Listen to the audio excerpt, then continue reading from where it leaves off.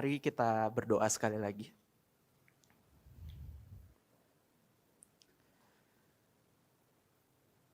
Ya Tuhan, kami datang kepadamu. Engkau yang terlebih dahulu mengundang kami ya Bapa di dalam ibadah ini. Dan saat ini kami rindu Engkau berbicara kepada kami. Kami rindu mendengar isi hati-Mu ya Tuhan. Kami rindu kami bertemu dengan Engkau dan hidup kami sekali lagi diperbarui. Tuhan tolong setiap kami, supaya setiap kami pribadi lepas pribadi di hari terakhir di tahun ini boleh sekali lagi mengalami Engkau.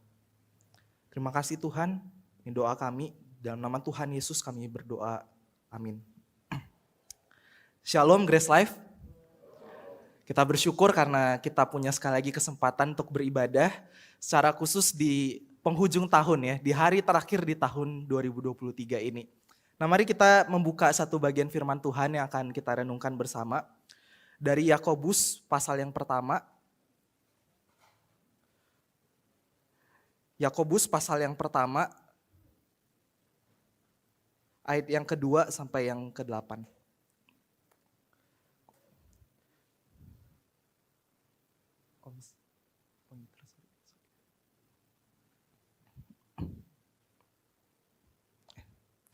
Kita akan membaca bagian ini, saya akan membacakan bagi setiap kita. Saudara boleh melihat di Alkitab masing-masing atau melihat di layar di depan ya. Yakobus pasal yang pertama ayat yang kedua sampai dengan yang ke-8. Saudara-saudaraku, anggaplah sebagai kebahagiaan apabila kamu jatuh ke dalam berbagai pencobaan. Sebab kamu tahu bahwa ujian terhadap imanmu itu menghasilkan ketekunan.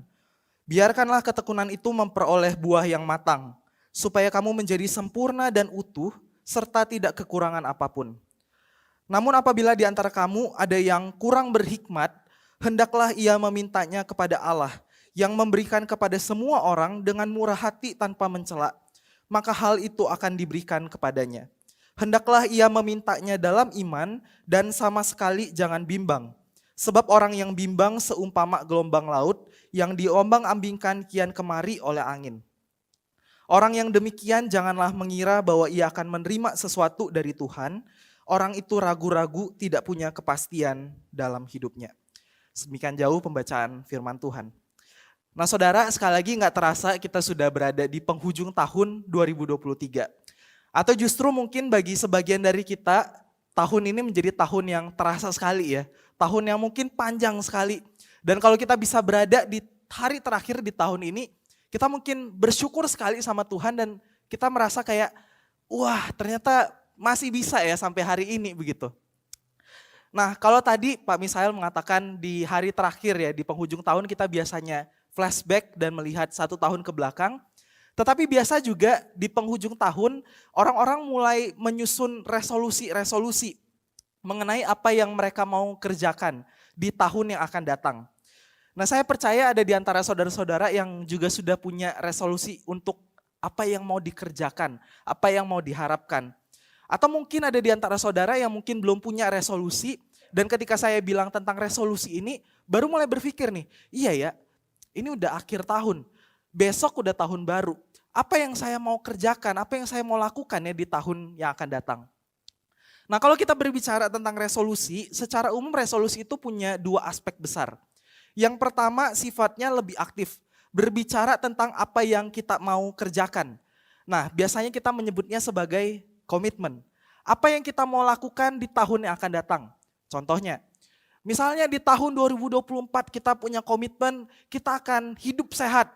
Kita akan makan makanan yang bergizi, kita akan kurangin makanan dan minuman manis, pesan ojek online dan lain sebagainya. Kita mau masak di rumah supaya kita bisa diet juga ya, punya badan yang baik, punya badan yang sehat. Atau mungkin contoh yang lain, di tahun 2024 saya berkomitmen setiap hari mau baca buku. Setiap hari menyisihkan 15-20 menit untuk baca buku dan dalam satu tahun saya bertekad menghabiskan setidaknya 5 buku. Nah ini berbicara tentang komitmen. Apa yang kita mau lakukan di tahun yang akan datang. Tetapi ada juga resolusi berbicara tentang aspek yang kedua yang sifatnya lebih pasif. Apa yang kita harapkan terjadi di dalam hidup kita di tahun yang akan datang. Nah, kita biasa menyebutnya sesederhana kita sebut sebagai harapan. Apa yang kita harapkan terjadi sama diri kita di tahun yang akan datang. Misalnya anak-anak Grace Life Kids dan Grace Life Youth yang masih sekolah mungkin berharap supaya di tahun yang akan datang sekolahnya makin mudah gitu ya. Lalu pelajaran-pelajaran yang diikuti juga makin mudah. Ujian-ujian yang diikuti semua bisa dilalui dengan baik. Bisa punya guru-guru yang menyenangkan, guru-guru yang gak killer gitu ya, guru-guru yang gak suka marah-marah. Kalau bisa guru yang gak usah kasih ujian, gak usah kasih PR dan lain sebagainya. Pelajarannya mudah. Atau mungkin ada di antara teman-teman yang sudah berkuliah, sudah sekarang sedang mencari pekerjaan, berharap di tahun yang akan datang kuliahnya bisa selesai. Atau mungkin yang lagi skripsi berharap supaya dosen pembimbingnya baik begitu dan meloloskan skripsinya. Yang cari pekerjaan berharap supaya dapat pekerjaan yang baik. Ketemu dengan bos atau orang yang baik sama pekerjaannya dan berharap bisa punya pekerjaan yang baik. Nah, rekan-rekan yang mungkin sudah bekerja lama, mungkin berharap di tahun yang akan datang punya karir yang makin baik lagi. Mungkin punya gaji yang naik lagi dan lain sebagainya. Atau mungkin ada opa oma juga yang ikut di dalam ibadah, sudah punya anak, punya cucu, berharap sesederhana melihat keluarganya bahagia. Melihat anak dan cucunya tuh aman, sehat, damai, sejahtera. Nah, tentu tidak ada yang salah dengan harapan-harapan, resolusi-resolusi tersebut. Baik yang sifatnya komitmen tadi ataupun yang sifatnya harapan itu. Tetapi kalau kita perhatikan, kita mungkin akan menemukan sebuah pola yang sama dari berbagai resolusi-resolusi yang tadi saya sebutkan. Secara khusus yang berkaitan sama harapan-harapan kita. Nah, satu pola yang sama tersebut adalah kita akan cenderung berharap kehidupan yang lebih baik. Atau saya bisa bilang bahwa kita akan cenderung berharap kehidupan yang jauh lebih nyaman buat kita. Kehidupan yang lebih enak buat kita di tahun yang akan datang. Dan tentu sekali lagi tidak ada yang salah. Harapan-harapan seperti itu tidak sepenuhnya salah buat kita. Tentu tidak salah bagi kita untuk mengharapkan hari-hari depan kita yang lebih baik dan lebih nyaman buat kita. Dan mungkin justru akan sangat aneh sekali kalau kita ketemu dengan seseorang misalnya ya, terus kita tanya apa nih resolusimu untuk tahun yang akan datang. Lalu dia bilang, saya berharap supaya punya kehidupan yang lebih sulit, kehidupan yang lebih menderita. Saya berharap tahun depan ekonomi itu semakin susah. Kalau bisa gaji saya tuh gak menentu gak apa-apa. Mungkin kita akan berpikir orang seperti ini, orang yang sudah gak waras. Karena berharap kehidupan yang lebih sulit, kehidupan yang lebih menderita. Nah, kenapa kita bisa berpikir seperti itu? Saya kira jawabannya karena kita berpikir kenyamanan itu lebih baik daripada penderitaan. Kenyamanan itu lebih baik daripada penderitaan dan kesulitan. Ini pola pikir yang saya pikir kita punya dan cenderung kita miliki. Kenyamanan lebih baik daripada penderitaan. Tetapi hari ini kita akan melihat dari firman Tuhan bahwa penderitaan itu tidak selalu buruk bagi kita. Nah, dalam bagian yang tadi kita baca di dalam surat Yakobus itu, kita akan melihat bahwa surat Yakobus ini merupakan surat yang ditulis kepada orang-orang Yahudi yang tinggal di perantauan. Nah, kita bisa melihatnya di dalam pembukaan surat ini, di dalam Yakobus 1 ayat yang pertama. Di sana Yakobus menyebutkan bahwa suratnya ditujukan kepada 12 suku Israel yang ada di perantauan.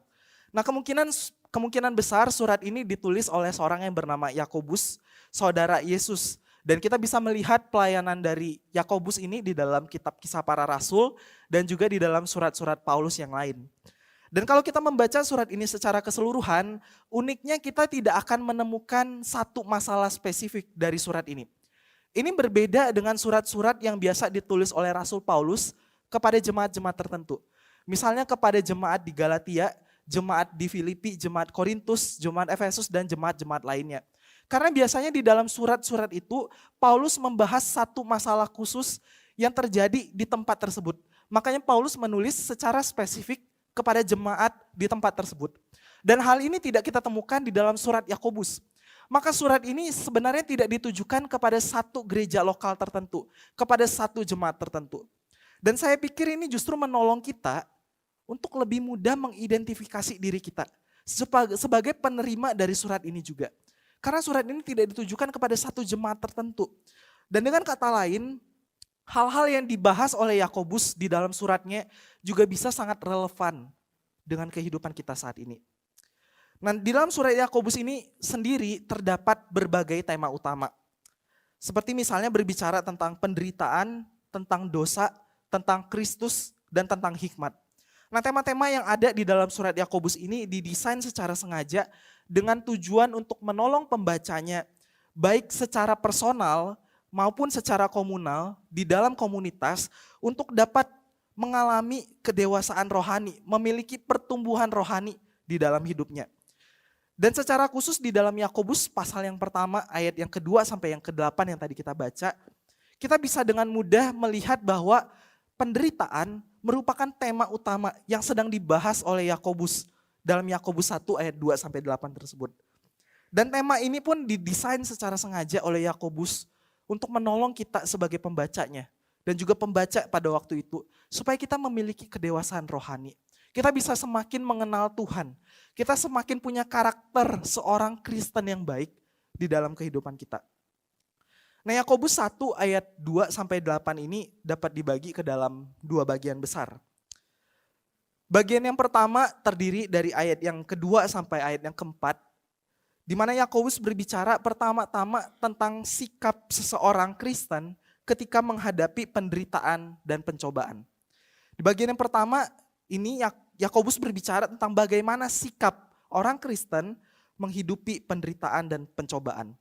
Di bagian yang kedua dari ayat 5 sampai 8 Yakobus berbicara tentang apa yang orang Kristen butuhkan ketika menghadapi penderitaan dan pencobaan.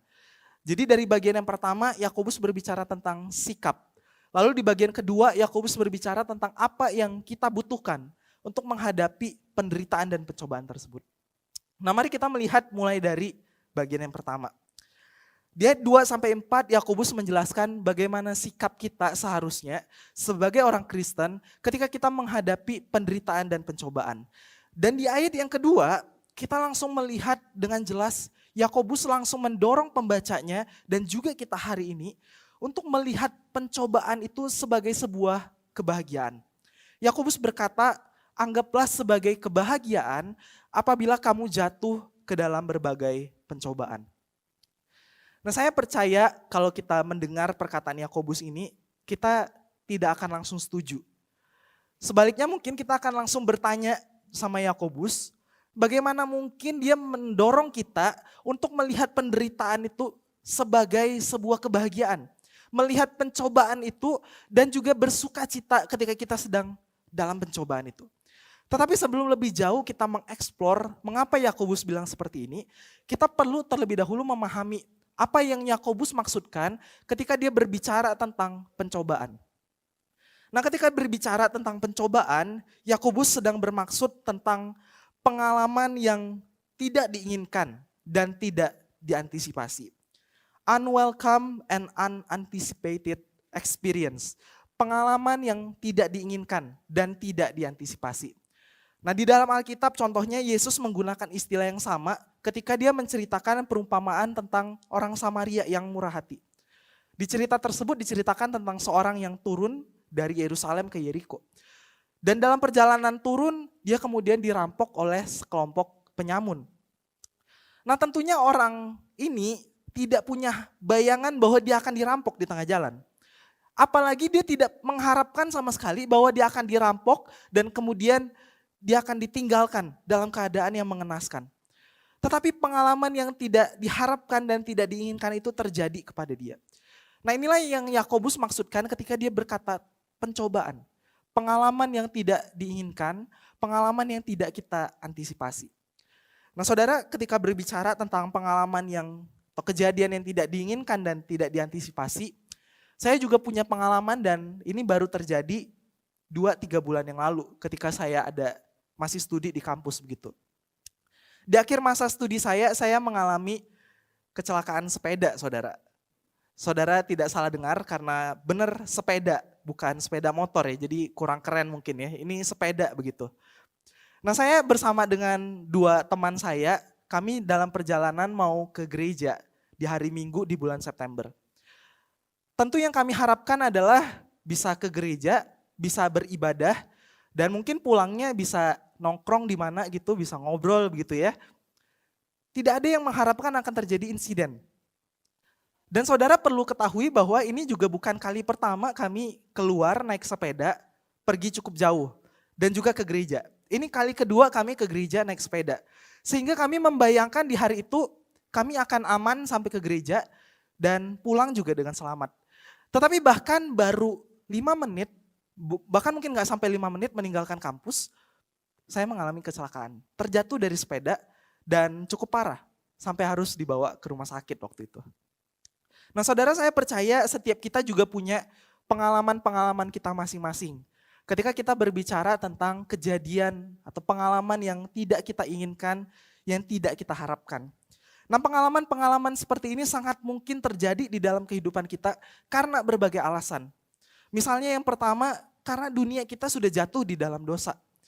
Saudara, di dalam dunia yang sudah jatuh di dalam dosa, penderitaan, pencobaan, pengalaman-pengalaman yang tidak kita harapkan jelas tidak terelakkan. Bahkan kita tidak perlu menjadi orang Kristen untuk menghadapi kesulitan. Tetapi juga sebagai orang Kristen kita juga akan menghadapi berbagai penderitaan dan kesulitan ini. Atau juga mungkin yang kedua karena iblis yang sedang mencoba menggoda kita. Supaya kita meragukan Tuhan di dalam masa-masa sulit kehidupan kita. Di dalam pencobaan dan penderitaan yang kita hadapi. Iblis mau kita tidak percaya lagi sama Tuhan. Atau mungkin yang ketiga karena Tuhan yang memang secara sengaja menempatkan kita di dalam pengalaman-pengalaman yang tidak mudah tersebut. Nah tetapi apapun alasan kita ada di dalam pengalaman-pengalaman yang tidak mudah tersebut, Yakobus mendorong kita untuk melihat penderitaan, melihat pencobaan itu, pengalaman yang tidak kita harapkan dan tidak kita inginkan tersebut sebagai sebuah kebahagiaan. Dan sekali lagi saya percaya kita tidak akan langsung mudah setuju dengan apa yang disampaikan oleh Yakobus ini. Kita mungkin akan merasa Yakobus ini tidak waras begitu ketika mendorong kita untuk melihat penderitaan sebagai kebahagiaan. Dan saya percaya Yakobus juga sepertinya tahu apa yang langsung ada di benak dan pikiran kita dan juga di pikiran pembaca waktu itu. Di mana kita akan langsung merasa aneh dengan yang Yakobus sampaikan. Maka di ayat ketiga Yakobus langsung menyebutkan alasan mengapa dia mendorong kita untuk melihat penderitaan itu sebagai sebuah kebahagiaan. Di ayat ketiga Yakobus mengatakan ujian terhadap imanmu itu menghasilkan ketekunan. Nah di bagian sebelumnya Yakobus berbicara tentang pencobaan. Di bagian ini Yakobus bilang tentang ujian terhadap iman.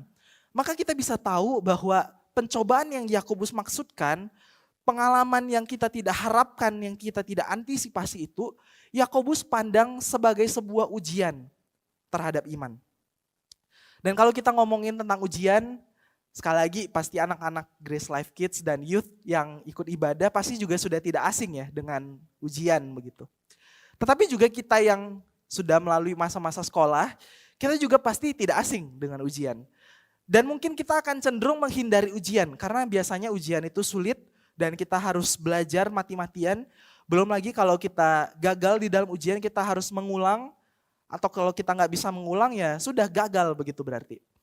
Nah tetapi sebenarnya sama seperti ujian di sekolah yang sebenarnya punya manfaat, punya kegunaan bagi kita. Demikian juga ujian iman yang dimaksudkan oleh Yakobus di dalam bagian yang tadi kita baca. Nah dengan kata lain, Allah tidak membiarkan kita ada di dalam situasi penderitaan dan pencobaan itu tanpa maksud yang jelas. Kalau Allah menempatkan kita dalam penderitaan dan pencobaan itu tanpa tujuan, maka Allah sedang mempermainkan kita. Tetapi Allah menempatkan kita dalam situasi-situasi yang tidak mudah itu karena Allah punya rencana, punya tujuan di dalam kehidupan kita. Dan Yakobus melihatnya sebagai sebuah ujian terhadap iman. Di mana ujian terhadap iman itu akan menghasilkan apa yang Yakobus sebut sebagai ketekunan. Tetapi bukan hanya sampai di ketekunan, karena Yakobus melanjutkan lagi pola berpikirnya di ayat yang keempat dengan mengatakan bahwa ketekunan itu akan memperoleh buah yang matang dan menjadikan kita sempurna, utuh, serta tidak kekurangan apapun. Complete, mature, not lacking anything. Sempurna, utuh, dan tidak kekurangan suatu apapun. Jadi kita melihat pola berpikir dari Yakobus ini. Ada pencobaan, pencobaan ini merupakan ujian terhadap iman kita. Dan akan menghasilkan ketekunan ketika kita melalui ujian terhadap iman itu. Dan ketika kita tekun terus terhadap ujian iman itu, maka akan menghasilkan kita sebagai pribadi yang sempurna, sebagai pribadi yang utuh dan tidak kekurangan suatu apapun. Nah saudara, ketika kita mendengar Yakobus berbicara tentang sempurna, utuh dan tidak kekurangan suatu apapun, kita tidak boleh berpikir tentang standar sempurna dari dunia. Mungkin kalau dunia berpikir tentang kesempurnaan, dunia akan bilang kalau kita sudah punya uang yang banyak. Kalau kita bisa pensiun dini, kita udah punya semua yang kita butuhkan dan kita tidak perlu lagi bekerja susah payah. Atau kalau kita punya kedudukan yang tinggi di perusahaan sehingga semua bawahan kita akan mendengarkan kita. Nah, Yakobus bukan sedang berbicara tentang standar sempurna seperti itu, tetapi ketika dia berbicara tentang kesempurnaan, dia sedang berbicara tentang karakter seorang Kristen yang utuh.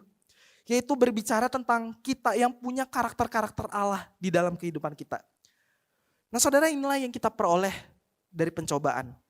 Berbagai pencobaan tersebut, pengalaman-pengalaman yang kita tidak inginkan, pengalaman-pengalaman yang kita tidak antisipasi, dapat menjadi sarana Allah untuk memproses kita, untuk memurnikan kita, dan menolong kita bertumbuh menjadi murid Kristus yang sejati, murid Kristus yang tahan uji, murid Kristus yang dapat mengimitasi karakter-karakter Allah di dalam kehidupan kita.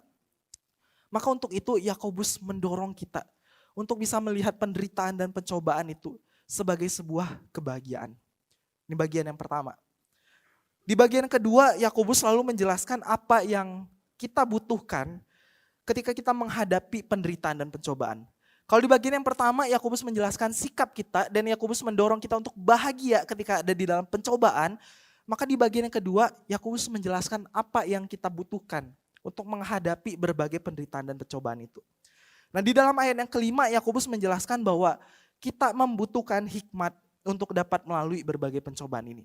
Maka Yakobus berkata, apabila di antara kamu ada yang kurang berhikmat, hendaklah ia memintanya kepada Allah. Nah Yakobus sadar sekali bahwa hikmat ini sangat dibutuhkan ketika kita menghadapi berbagai penderitaan dan pencobaan.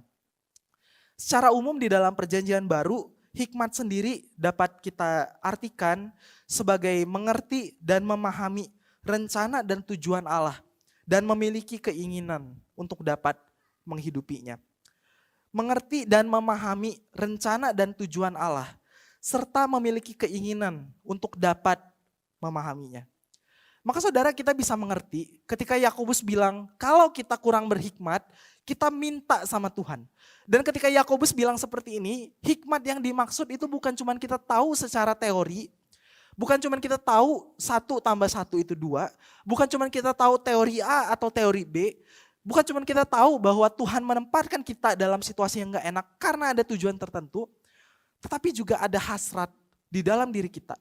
Ada kerinduan, ada keinginan di dalam diri kita untuk mau menghidupi itu.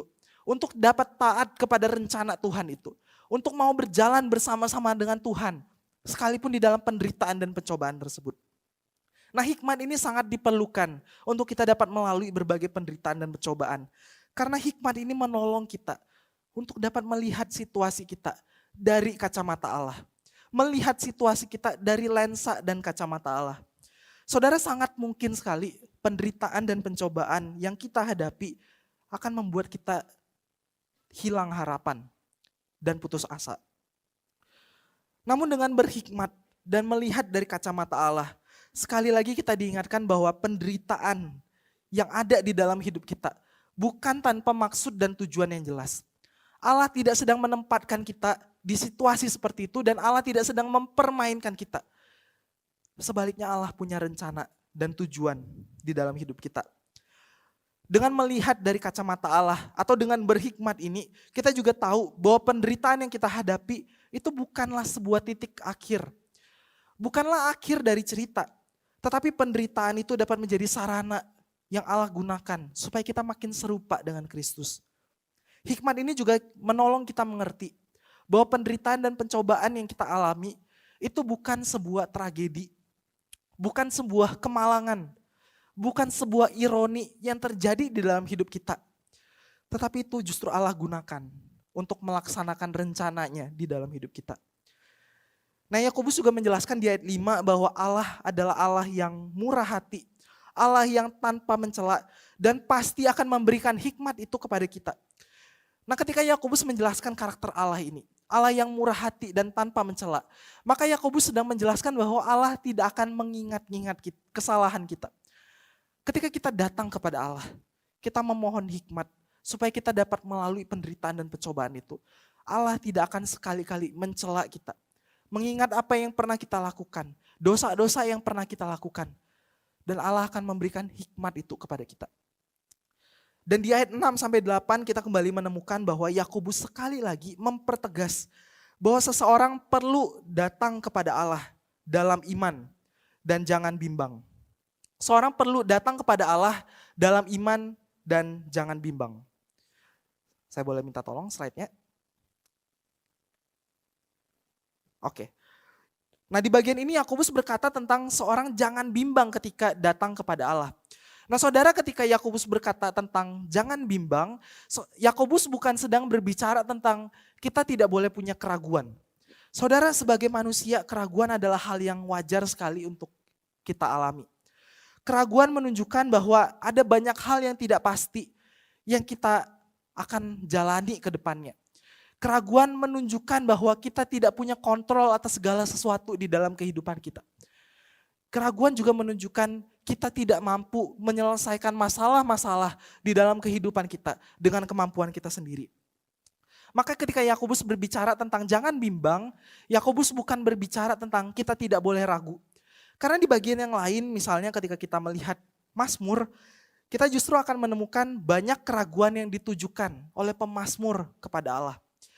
Di dalam situasi-situasi yang tidak mudah, dalam berbagai penderitaan yang pemazmur hadapi, mereka dengan jujur mengakui keraguan mereka.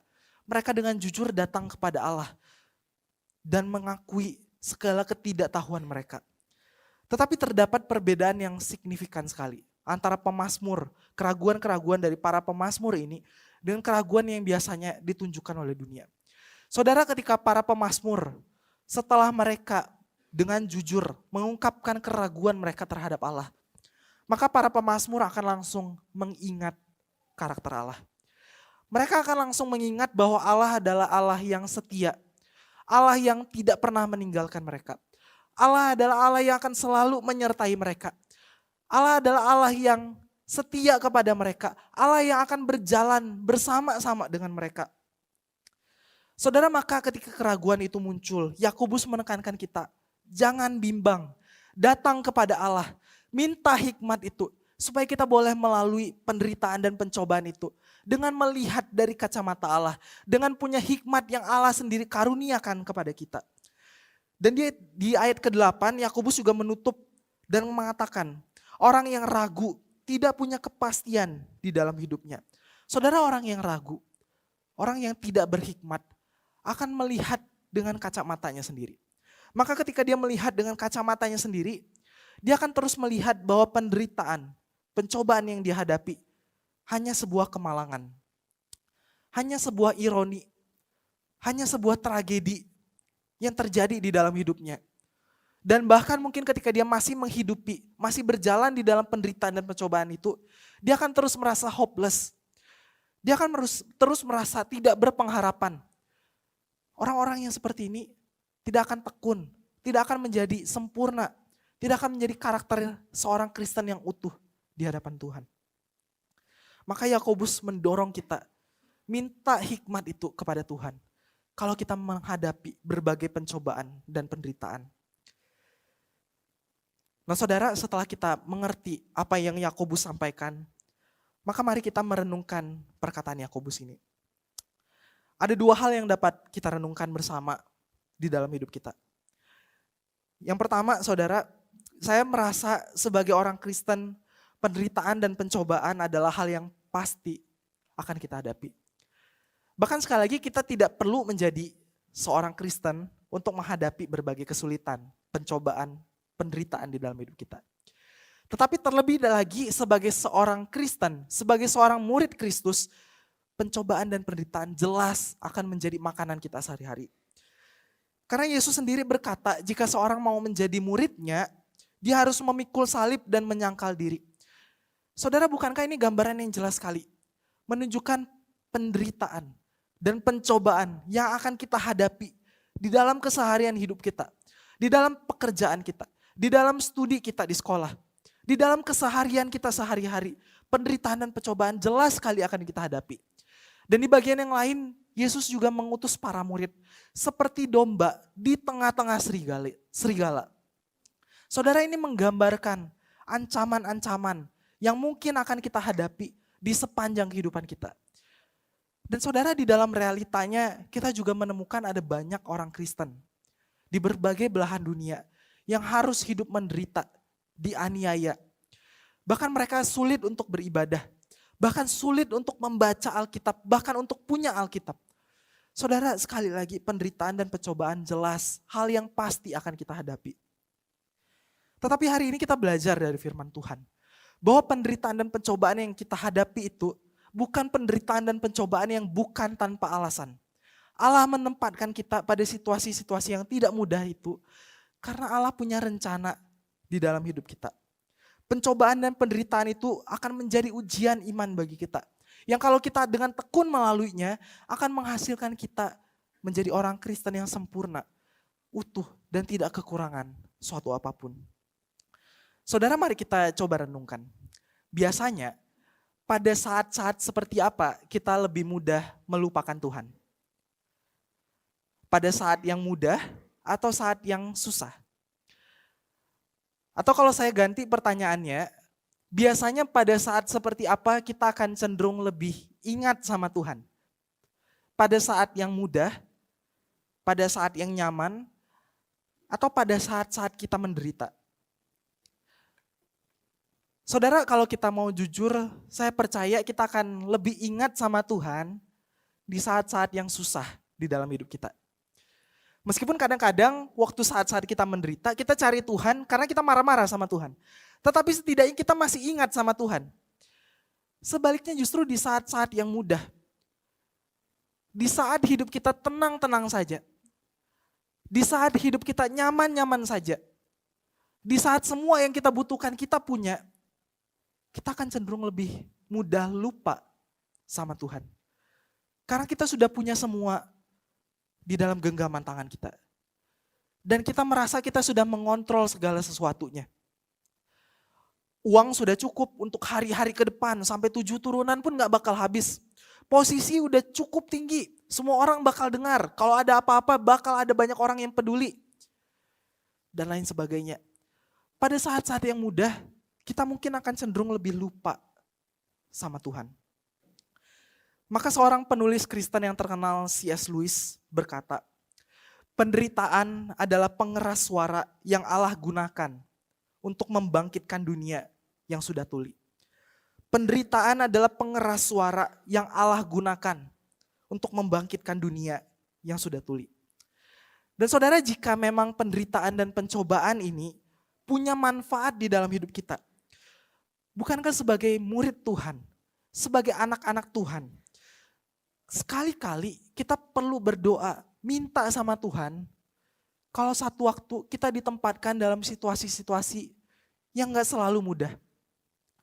Kita berdoa supaya Tuhan menempatkan kita pada situasi yang kita gak bisa kontrol. Pada hari-hari depan kita yang tidak kita ketahui. Pada hari besok yang bahkan kita gak tahu seperti apa. Supaya kita bisa belajar beriman sama Tuhan. Kita bisa belajar melaluinya bersama-sama dengan Tuhan. Kita bisa belajar tekun melalui setiap itu. Dan kita bisa menjadi seorang Kristen yang sempurna, utuh, dan tidak kekurangan suatu apapun. Yang kedua, saudara, saat penderitaan dan pencobaan itu sedang kita alami saat ini. Atau mungkin di hari-hari yang akan datang akan kita alami. Saudara, mari kita memohon hikmat itu kepada Tuhan. Mari kita memohon supaya kita mengerti apa yang Tuhan mau ajarkan di dalam kehidupan kita. Saudara, kita belajar bahwa penderitaan itu Tuhan tempatkan di dalam hidup kita karena punya alasan tertentu. Tetapi kita perlu hikmat dari Tuhan supaya kita bisa melewati itu dengan melihat dari lensa dan kacamata Tuhan. Supaya kita sungguh-sungguh mengerti apa yang Tuhan mau ajarkan secara spesifik di dalam hidup kita. Saudara, kita perlu hikmat dari Tuhan supaya kita tahu aspek mana dari diri kita yang perlu dipoles sekali lagi melalui penderitaan dan pencobaan itu. Kita perlu bertanya sama Tuhan, aspek mana dari Tuhan yang perlu kita lebih kenal lagi lewat berbagai penderitaan dan pencobaan tersebut. Saudara, mari kita memohon hikmat itu dari Tuhan. Dan saya kira kisah tentang Ayub, seorang yang sangat terkenal sekali, sangat jelas juga menggambarkan bagaimana penderitaan membuat Ayub akhirnya semakin mengenal Tuhan. Saudara, Ayub awalnya diceritakan sebagai orang yang saleh, orang yang jujur, takut akan Allah, dan menjauhi kejahatan. Saudara, saya kira gambaran mengenai Ayub ini, gambaran yang jelas sekali menggambarkan Ayub orang yang nyari sempurna. Dan bahkan mungkin kalau kita ditanya hari ini, kita nggak akan berani mengklaim kita punya karakter-karakter seperti Ayub. Orang yang saleh, orang yang jujur, takut akan Tuhan, dan menjauhi kejahatan. Saudara, tetapi penderitaan yang dia hadapi, lewat kehilangan anak-anaknya, kehilangan hartanya, bahkan sakit yang harus dihadapi, sekali lagi menolong dia untuk mengalami Tuhan, dan melihat Tuhan secara personal di dalam hidup dia. Penderitaan itu menolong Ayub punya pengalaman yang personal sama Tuhan di dalam hidupnya. Maka di akhir kitab Ayub, Ayub mampu berkata, "Aku tahu bahwa Engkau sanggup melakukan segala sesuatu dan tidak ada rencanamu yang gagal." Saudara, mari kita mohon hikmat itu dari Tuhan. Supaya kalau kita melalui berbagai penderitaan dan pencobaan, atau mungkin saat ini kita sedang dalam masa-masa sulit di dalam hidup kita, kita mampu melihat penderitaan dan pencobaan itu dengan menggunakan hikmat dari Allah, dengan menggunakan lensa dan kacamata dari Allah. Mari kita tundukkan kepala.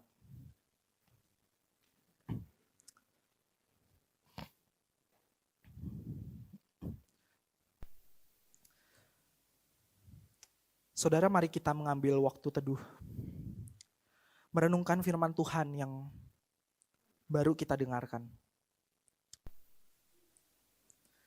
Saudara, mari kita memohon kepada Tuhan supaya Tuhan sungguh-sungguh berbicara secara personal kepada kita, pribadi lepas pribadi.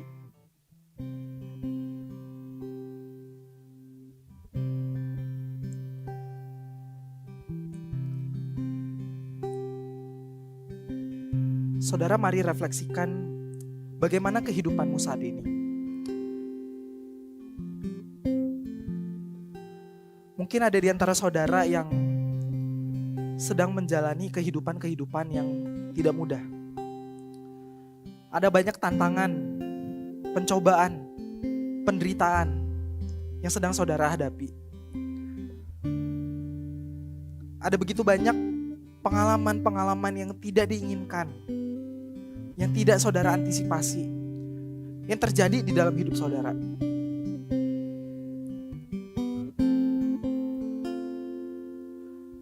Namun saudara, setelah mendengarkan firman Tuhan hari ini, mari kita bertanya kepada diri kita.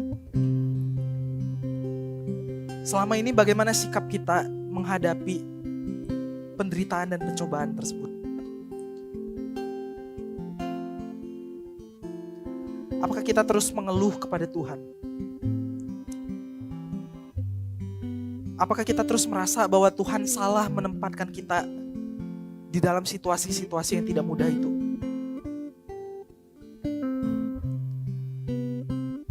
Saudara, akui dengan jujur di hadapan Tuhan.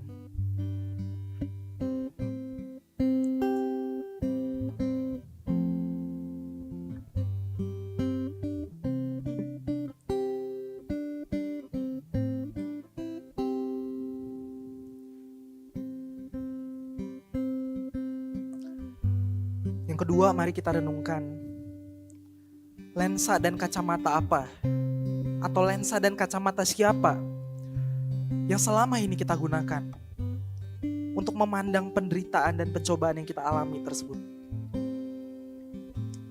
Apakah kita terus melihat dari kacamata kita sendiri, sehingga kita terus tidak berpengharapan di dalam setiap kesulitan hidup kita. Mari akui kepada Tuhan. Dan sekali lagi, mohon Tuhan memberikan hikmat itu kepada kita,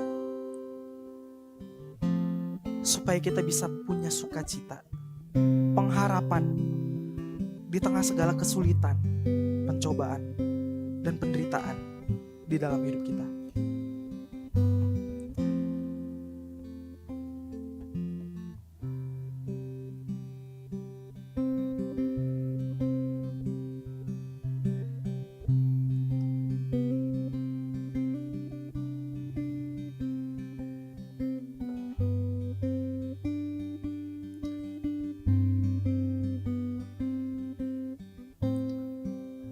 Tuhan ini setiap kami.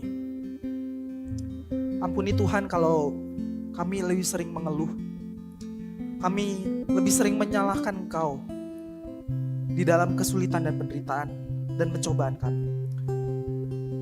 Namun kami bersyukur kalau hari ini kami diingatkan bahwa Tuhan menempatkan kami dalam situasi-situasi tersebut. Karena Tuhan punya tujuan. Dan kami punya pengharapan. Bahkan kami bisa melihat pencobaan itu sebagai kebahagiaan ya Tuhan. Tuhan tolong kami. Hari-hari di depan kami, di tahun yang akan datang, mungkin akan menjadi hari yang semakin tidak menentu bagi kami.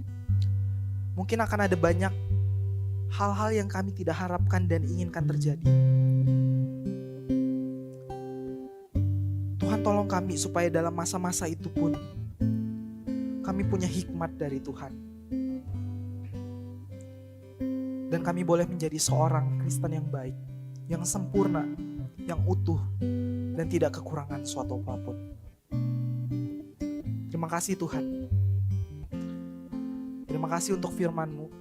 Sungguh kami bersyukur.